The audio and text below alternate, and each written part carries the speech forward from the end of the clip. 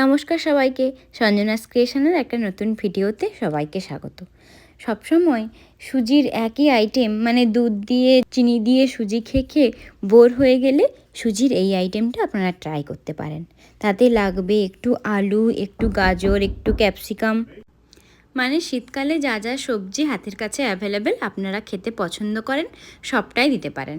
আমি ফুলকপি, spring onion, পেঁয়াজ সবটাই দিয়েছি।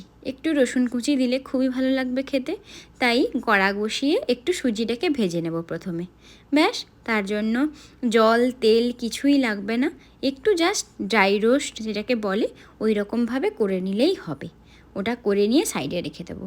তারপরে কড়াই একটু তেল দেব, তেল দিয়ে ওই যে রেখেছিলাম আলু, তারপর গাজর, ফুলকপি সবগুলো ভেজে নেব। আলুটা ফার্স্ট দেব, কারণ আলুটা সেদ্ধ হতে তো একটু টাইম লাগবে। তার ঠিক পরে পরে দিয়ে দেব গাজর। আর সবগুলো ভাজার সময় একটু একটু করে দেব নুন। হলুদ দেওয়ার দরকার নেই, একটু একটু করে নুন দিয়ে ভেজে নেব, যাতে আলুটা ভালো করে সেদ্ধও হয়ে যায় এবং সবটার মধ্যে নুনটা যেন ভালো করে ঢোকে। একটু ভাজা ভাজা হয়ে গেছে, এবার দিয়ে দিলাম গাজর। ব্যাস, একই রকম সেম পদ্ধতি, আলুটা গাজরটা সবটা দিয়ে আবার একটু নুন দিয়ে দিলাম, ভালো করে ভাজা হবে। একই রকমভাবে ফুলকপিটাও দিয়ে দেবো। ফুলকপি দিয়ে একটুখানি নুন দিয়ে আবার এটাকেও ভালো করে ভেজে সেদ্ধ করে নেব। সেদ্ধ হয়ে গেলেই একটা বড় কাজ কমপ্লিট। আমার কাছে একটুখানি মটরশুঁটি ছিল, ওইটা কিন্তু ফ্রোজেন মটরশুঁটি।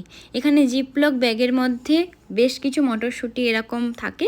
এটা একটুখানি বার করে ভালো করে জলে ধুয়ে নিয়েই কড়াতে একদম ডিরেক্ট ইউজ করা যায়। তো ওইটা ভেজে নিলাম, ভেজে নিয়ে একটা পাত্রের মধ্যে ঢেলে রেখে দেব।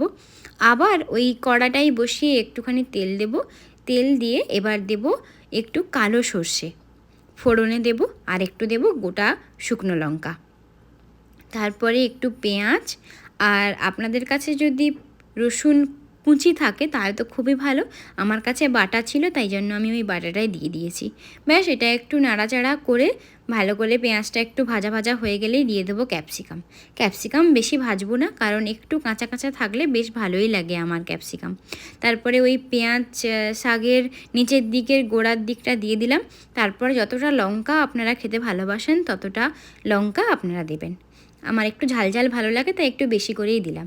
তারপরে একটু নুন, আর এখানটায় একটুখানি হলুদ দেব, নাহলে ঝাল সুজিটা খুবই সাদা সাদা লাগবে, তাই ভাবলাম একটুখানি এখানে হলুদটা দিই, ভালোই লাগবে খেতে। এবার এটাকে ভালো করে একটুখানি ভেজে নেব। ভেজে নিয়ে ওই যে ভেজে রেখেছিলাম ফুলকপি, আলু, গাজর সব কিছু দিয়ে দেব। তার আগে দেব কারি পাতা। কারি পাতাটা তেলে দিলে বড্ড এদিক ওদিক করে লাফায়, তাই জন্য এইখানেই দিলাম, এতে ভাজাও হয়ে যাবে আর সবটার টেস্টটাও বজায় থাকবে। তারপরে ওই ভাজাগুলো দিয়ে দিলাম। ভাজাগুলো দিয়ে দেওয়ার পরে এখানে আপনারা কাজু কিশমিশও দিতে পারেন। আমার কাছে বাদাম ভাজা ছিল তাই একটু বাদাম দিলাম, খুবই ভালো লাগে খেতে। দিয়ে একবার ট্রাই করে দেখবেন, যদি ভালো লাগে লাইক শেয়ার সাবস্ক্রাইব করবেন, আমার পাশে থাকবেন। তারপরে দেখুন এইরকম একটু ভাজা ভাজা হয়ে গেলেই ওই যে ড্রাই রোস্ট করা সুজিটা রেখেছিলাম ওটা অল্প অল্প দেব আর মেশাতে থাকবো। এরকমভাবে সবটা ভালো করে মিশিয়ে নেব। তারপরে আসবে জলের পালা। দেখুন কি সুন্দরভাবে মিশিয়ে গেছে, একটুও সুজিটা ডালা মেরে নেই, একদম সব কিছু মিক্সড হয়ে গেছে। তারপরে উপরে দিলাম একটুখানি নুন স্বাদ মতো, তারপরে দেব একটুখানি চিনি। যদি গুঁড়ো চিনি হয় খুবই ভালো, আর যদি গোটা হয় তাহলে একটু টাইম নিয়ে ভেজে নেবেন।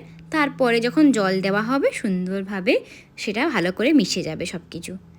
তারপরে যদি একটু কম বেশি হয় একটু টেস্ট করে দেখবেন, যদি মনে হয় যে না ঠিকঠাক, এইরকমভাবে জলটা ছিটিয়ে ছিটিয়ে দেব আর নাড়তে থাকবো। দিলেই পুরো একদম ঝুরঝুরে ঝাল সুজি, খুবই ভালো খেতে হয়। একবার ট্রাই করে দেখবেন, যদি ভালো লাগে লাইক শেয়ার সাবস্ক্রাইব করবেন। বাই, আবার দেখা হবে আর একটা ভিডিওতে।